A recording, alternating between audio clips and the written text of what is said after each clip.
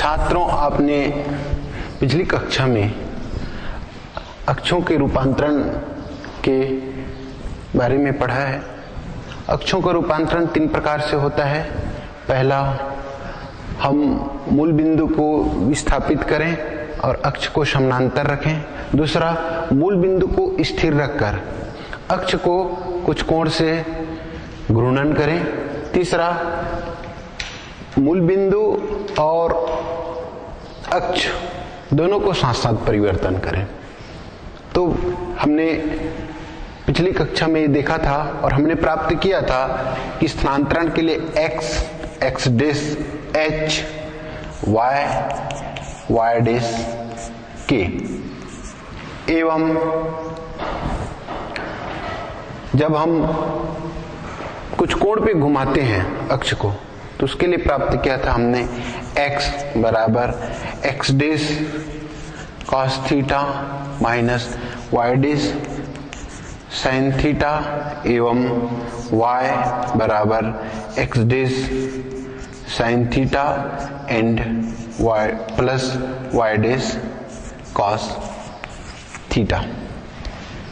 एवं जब दोनों को साथ साथ किया जाता है उसके लिए हमने प्राप्त किया था x बराबर h धन x dash cos theta minus y dash sin theta एवं y equal k x dash sin theta plus y dash cos theta. इसको याद करने के लिए हम इस तरह से भी हम याद कर सकते हैं, एक स्मृति सहायिका के रूप में इसको याद किया जा सकता है। x y x dash y dash cos theta sin theta minus sin theta cos theta. जब हम x के रूप में निकालेंगे तो ये x का इसका मल्टीप्लाई हो जाएगा और जब हम y के रूप में निकालेंगे तो ये हो जाएगा x डैश sin थीटा और y डैश cos थीटा। जब हम x डैश नवीन अक्ष के लिए निकालेंगे तो x cos theta and y sin theta, y dash के लिए निकालेंगे तो minus x sin theta and y cos theta. इसके द्वारा हम इन सूत्रों को याद कर सकते हैं। आज हम इनसे संबंधित प्रश्नावली के कुछ प्रश्न हल करेंगे और हमने जो ज्ञात किया है रूपांतरण के द्वारा उन सूत्रों को प्रश्नावली के प्रश्न पर हल करके उसको परिवर्तन देखेंगे, रूपांतरण करेंगे। प्रश्नावली 12.2 का क्वेश्चन नंबर 2, यदि निर्देशांक अक्ष बिंदु ऋण 2 और ऋण 3 पर स्थानांतरित किया जाए तो वक्र का परिवर्तित समीकरण प्राप्त कीजिए। -2 -3 पर हम मूल बिंदु को स्थानांतरित करें तो वक्र x square plus 3y square plus 4x plus 18y plus 30 equal 0। x square plus 3y square plus 4x plus 18y plus 30 equal 0 का परिवर्तित समीकरण ज्ञात कीजिए। प्रश्न है, हम मूल बिंदु को दिए गए बिंदु पर विस्थापित करके तो इस वक्र में क्या परिवर्तन होता है, ये समीकरण हमको प्राप्त करना है। हल, दिया गया समीकरण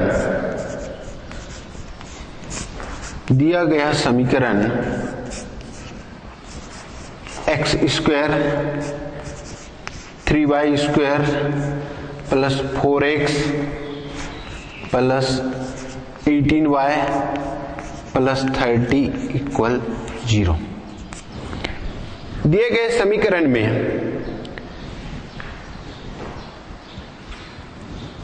समीकरण में x बराबर x माइनस 2 एवं y बराबर y माइनस 3 रखने पर समीकरण रूपांतरित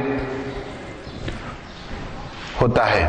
तो देखते हैं मान रखकर इसका x minus 2 whole square plus 3y minus 3 whole square plus 4x minus 2 plus 18y minus 3 plus 30 equal 0।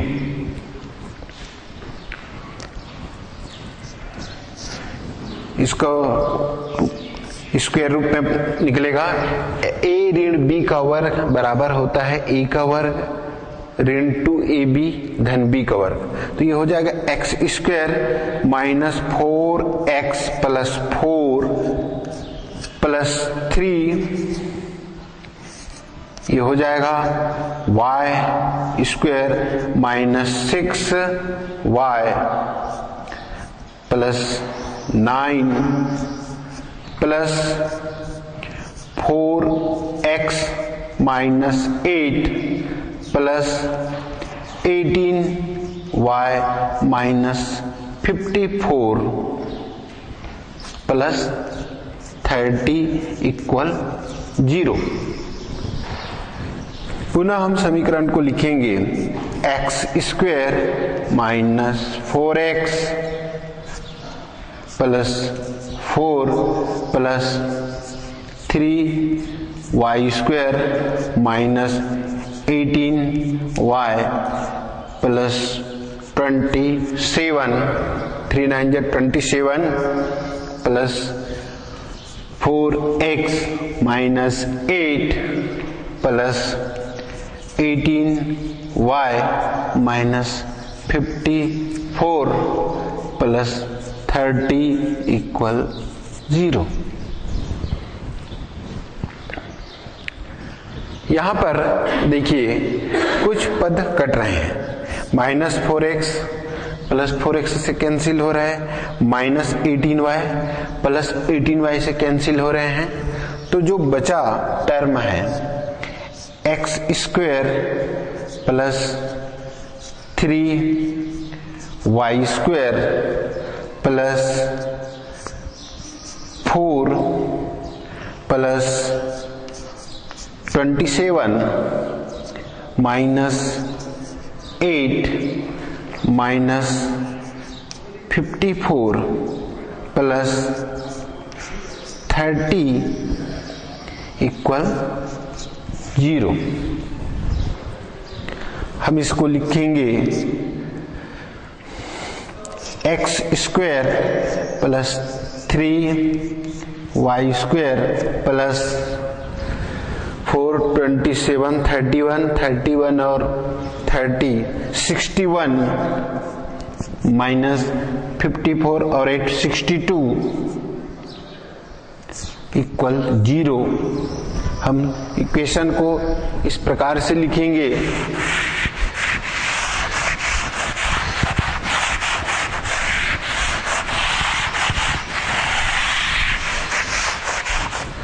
X square 3y square minus 1 equal 0 या x square plus 3y square plus 1। This is जब मूल बिंदु को -2 -3 पर परिवर्तित किया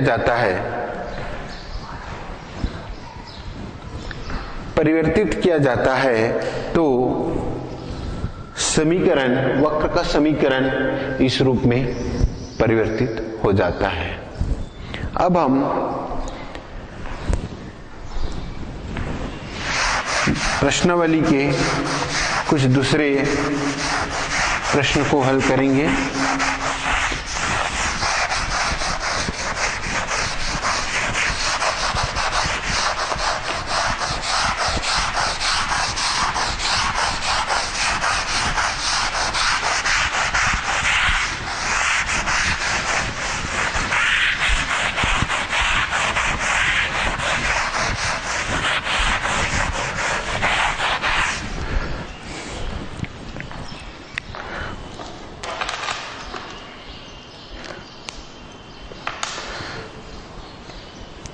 सिद्ध कीजिए कि प्रश्नावली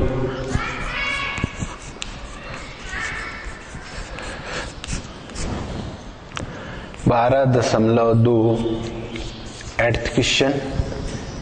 सिद्ध कीजिए कि मूल बिंदु को एक उचित बिंदु पर हटा देने पर वक्र एक समांगी द्विघात समीकरण में परिवर्तित हो जाता है।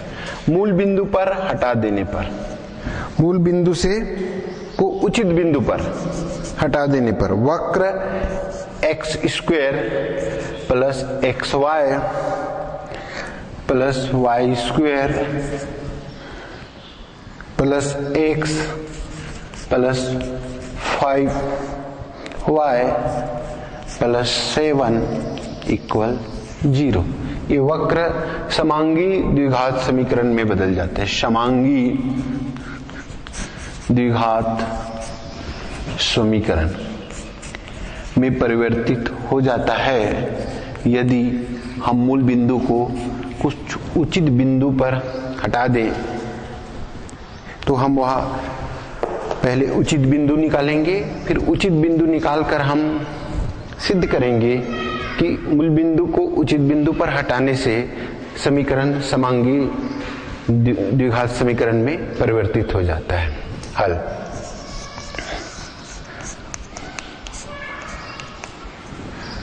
माना कि मूल बिंदु को उचित बिंदु h के में हटा दिया गया।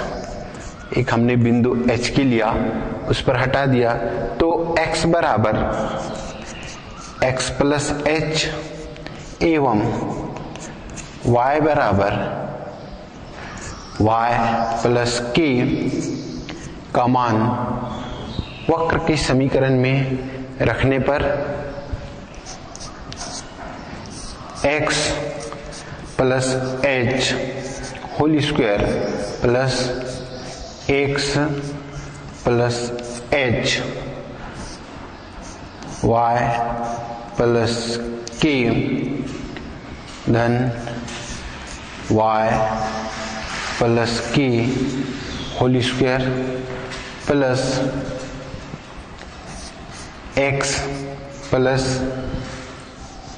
h plus 5y plus k plus 7 equal 0। अब इस समीकरण को हम हल करेंगे। x square plus 2xh plus h square plus x y plus y h plus हमने पहले इससे गुना किया, फिर k से गुना करेंगे, x k plus h k plus y square plus 2y k plus k square plus x plus h plus 5y plus 5k plus 7 equal 0। अब हम यहां से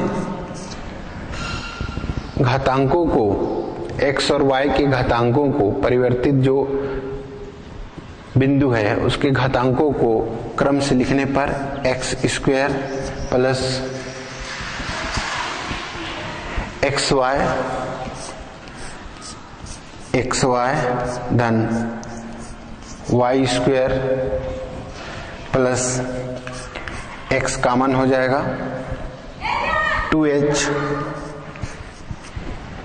2h x के लिए, फिर k, फिर 1। इसी प्रकार y के लिए हम कॉमन ले लेंगे x, y के लिए कॉमन लेंगे तो h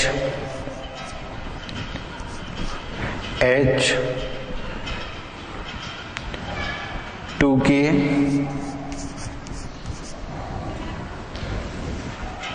plus 5, h 2k plus 5 plus h square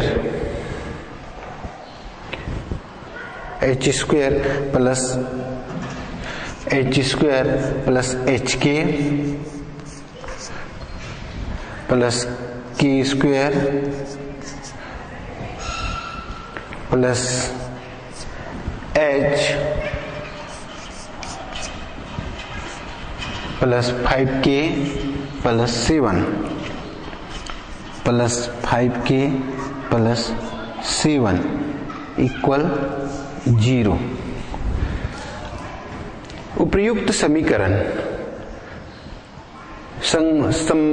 समांगी द्विघात समीकरण होने के लिए जब होगा जब ये x के गुणांक, y के गुणांक और अचर पद का गुणांक का मान 0 होगा, तभी ये समीकरण समांगी द्विघात समीकरण में परिवर्तित होगा।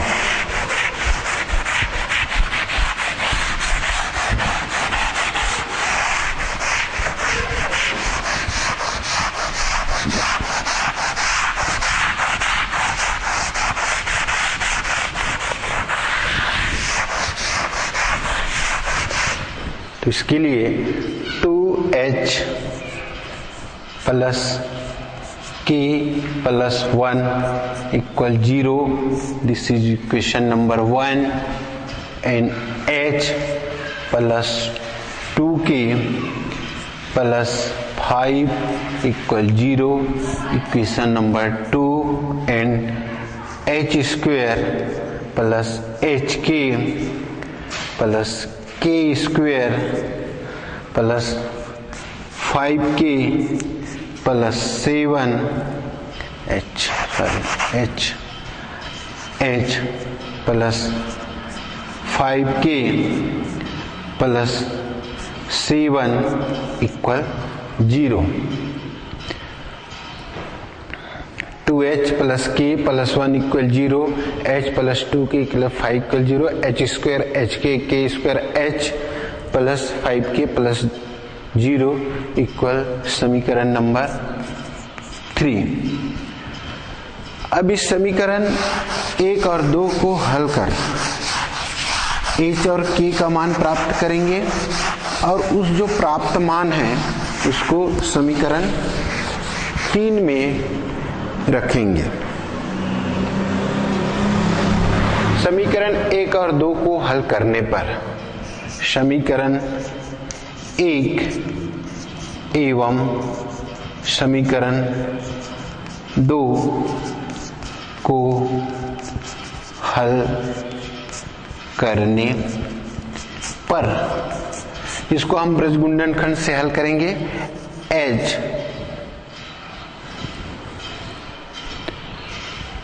h का मान यहां से कोफिशिएंट गुणांक को गुना करेंगे, b1 c2, b1 1 into 5 b2 c1 2 k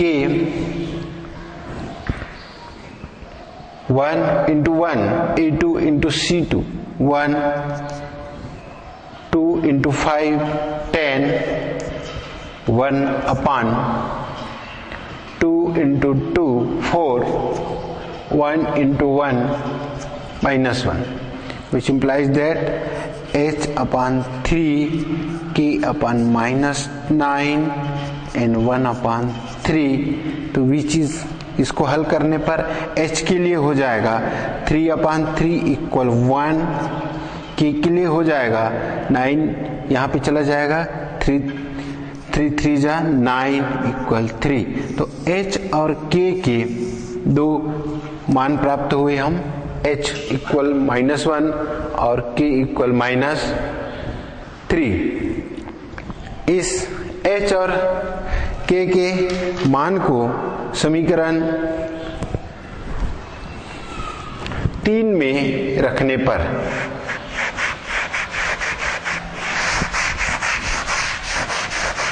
h equal 1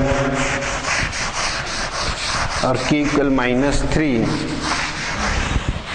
के मान को समीकरण 3 में रखेंगे।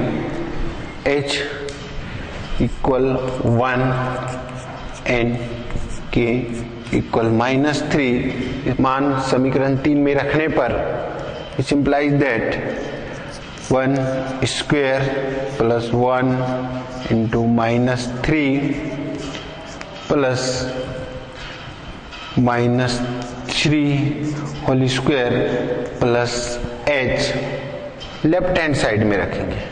समीकरण 3 के बायां पक्ष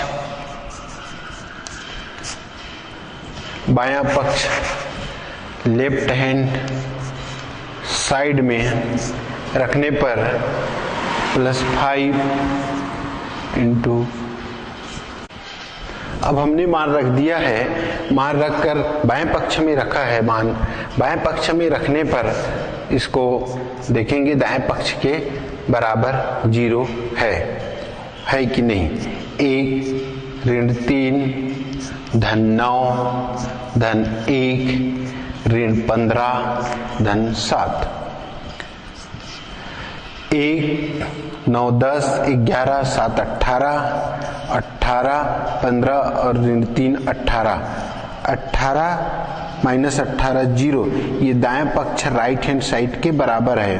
अतः हमने मूल बिंदु को बिंदु h और 1 - 3 पर स्थानांतरण करने पर जो प्राप्त वक्र का समीकरण है वो समांगी द्विघात समीकरण में परिवर्तित हो जाता है। अब हम रूपांतरण के संबंध में एक महत्वपूर्ण बिंदुओं का गुणधर्म है निश्चर, वेरिएंट।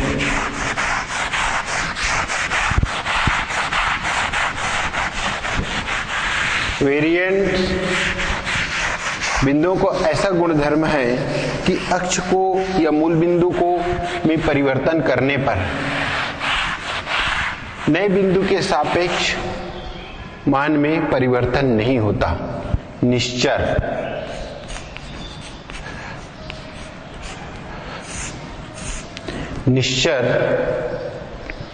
वह होता है समतल में बिंदुओं की ऐसे गुणधर्म जिसके मूल बिंदु या अक्ष में रूपांतरण करने पर बिंदुओं के मौलिक अक्ष के सापेक्ष जो परिणाम प्राप्त हुआ था वह नए अक्ष के सापेक्ष परिणाम में किसी प्रकार का परिवर्तन नहीं होता। जैसे दो बिंदुओं की बीच की दूरी ये रूपांतरण का में निश्चर होता है, रूपांतरण का निश्चर है। दो रेखाओं के बीच का कोण ये रूपांतरण का निश्चर है। तीन बिंदुओं से निर्मित त्रिभुज का क्षेत्रफल ये भी निश्चर के उदाहरण है। हम सिद्ध करेंगे त्रिभुज वाले। देखते हैं कि तीन बिंदु से निर्मित त्रिभुज रूपांतरण में निश्चर होता है या नहीं। सिद्ध करना है हमें कि यदि अक्षों का स्थानांतरण किया जाए तो त्रिभुज का क्षेत्रफल निश्चर होता है। प्रश्न है, सिद्ध कीजिए कि यदि अक्षों का स्थानांतरण किया जाए तो त्रिभुज का क्षेत्रफल निश्चर होता है। माना 3 बिंदु, माना कि बिंदुओं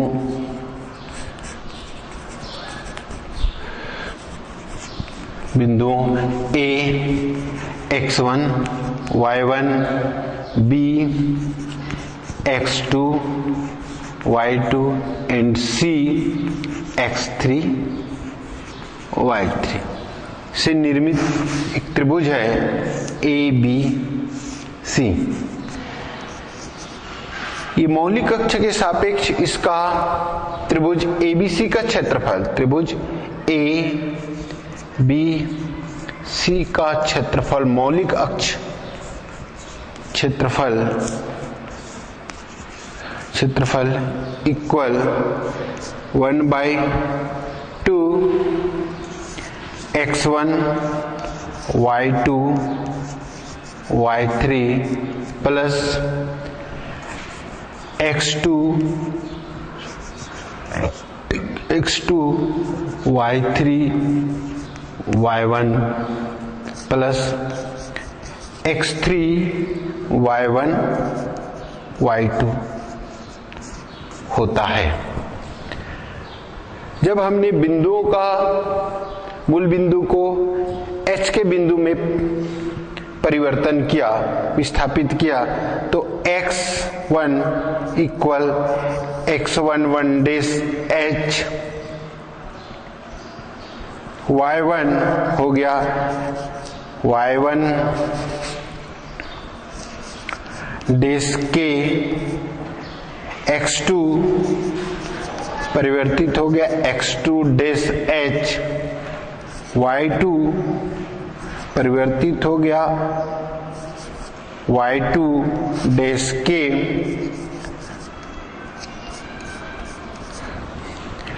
x3 परिवर्तित हुआ x3 डैश H, y3 परिवर्तित हो गया y3 डैश K। ये जो बिंदु है नवीन अक्ष के सापेक्ष A बिंदु के निर्देशांक हो गए। ये A बिंदु का निर्देशांक है, ये B बिंदु का निर्देशांक है और ये C बिंदु के निर्देशांक है। अब इस नवीन अक्ष के सापेक्ष इन तीनों बिंदुओं का त्रिभुज का क्षेत्रफल होगा, त्रिभुज के नवीन अक्ष के सापेक्ष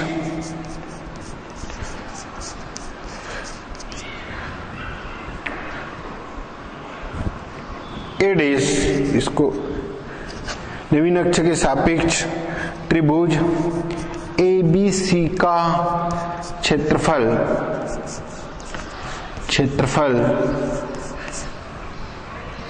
हो जाएगा आपका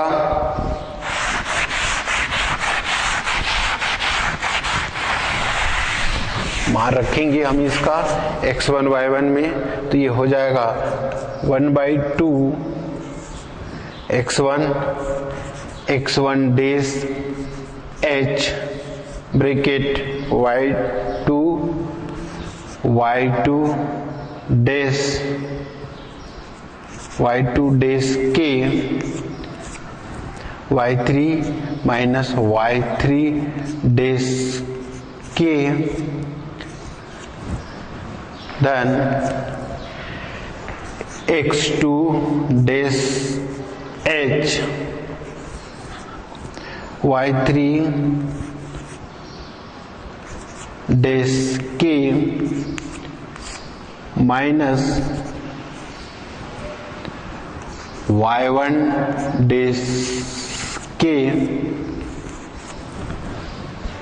then x3 dash H y1 days के माइनस y2 डेज के प्लस दैट ब्रैकेट बंद। एक बार और चेक कर ले हम। x1 days h, y2 days k, y3 days k, x2 days h, y3 days k, y1 days k, x3h, y1 days k, y2 days k।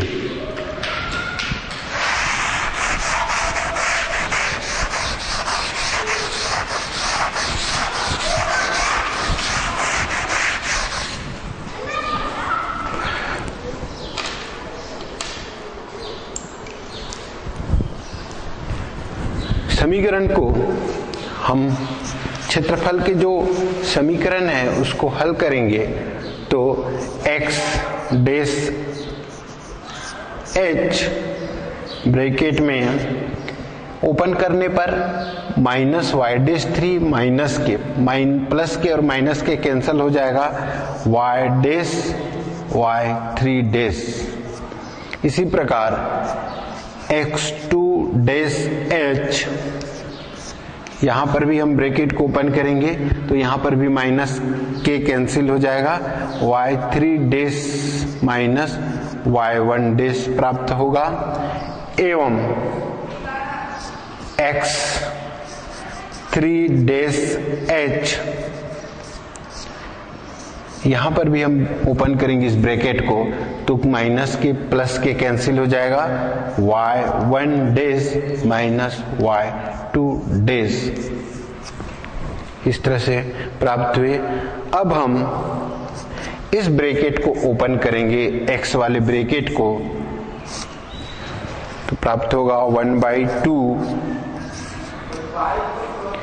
x1 dash y1 dash y3 dash k n h y1 dash y3 dash k plus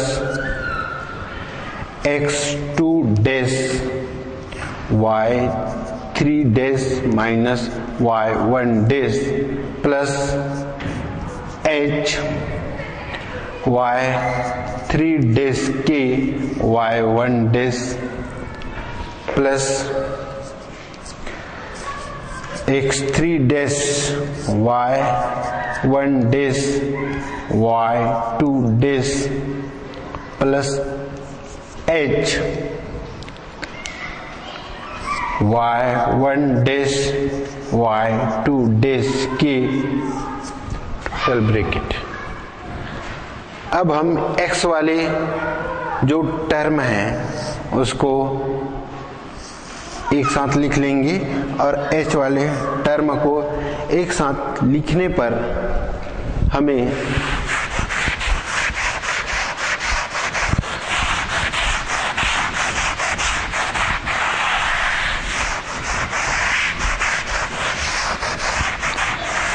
प्राप्त होगा 1/2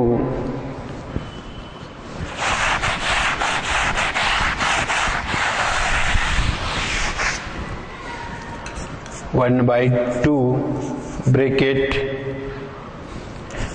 x1 dash y1 dash minus y3 dash plus x2 dash y3 dash y1 dash plus x3 dash y1 dash minus y2 dash. अब h वाले जो term है इसको हम इसको open करते हुए लिखेंगे, इसको ओपन करते हुए लिखेंगे तो ये हो जाएगा h y1 dash minus h y3 dash plus h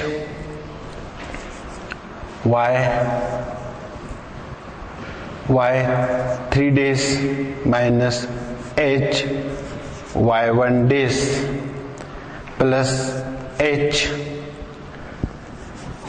y1 days minus h y2 days। देखिए यहां पर h पर हम गौर करें तो ये h1 days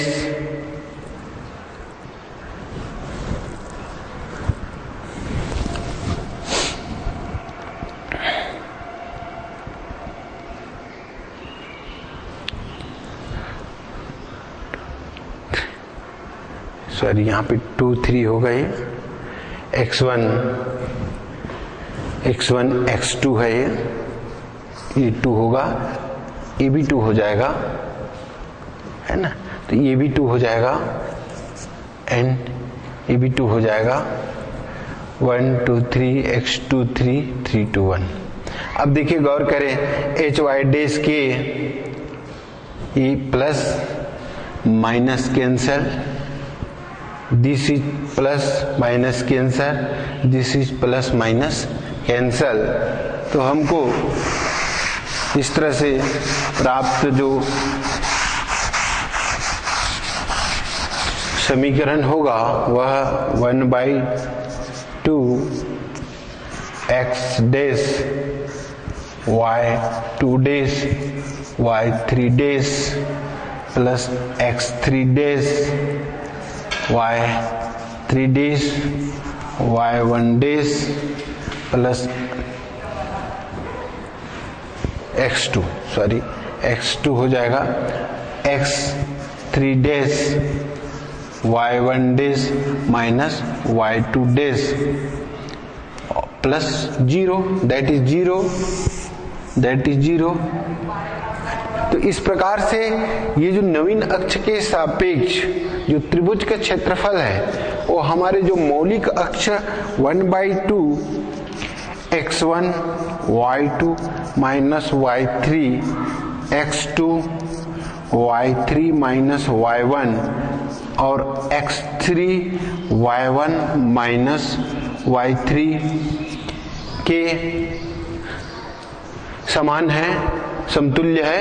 तो इस प्रकार से हमें जो ये समीकरण प्राप्त हुआ है त्रिभुज का क्षेत्रफल मूल अक्ष के सापेक्ष और नवीन अक्ष के सापेक्ष, परिवर्तित अक्ष के सापेक्ष दोनों में समानता है, किसी प्रकार की भिन्नता नहीं है। तो इस प्रकार से यह त्रिभुज का क्षेत्रफल मूल बिंदु को स्थानांतरित करने पर जो प्राप्त होता है वह त्रिभुज का क्षेत्रफल निश्चर होता है। आज हमने अक्षों के रूपांतरण के बारे में जो 3 प्रकार के रूपांतरण हुआ था, मूल बिंदु का स्थानांतरण और अक्षों का घूर्णन के साथ साथ दोनों परिवर्तन के संबंध में हमने प्रश्नों को देखा है और हल किया है। इसी के साथ ये बिंदु पथ का जो चैप्टर है उस समाप्त होता है। धन्यवाद। हम कल क्लास में सरल रेखाओं के बारे में अध्ययन करेंगे।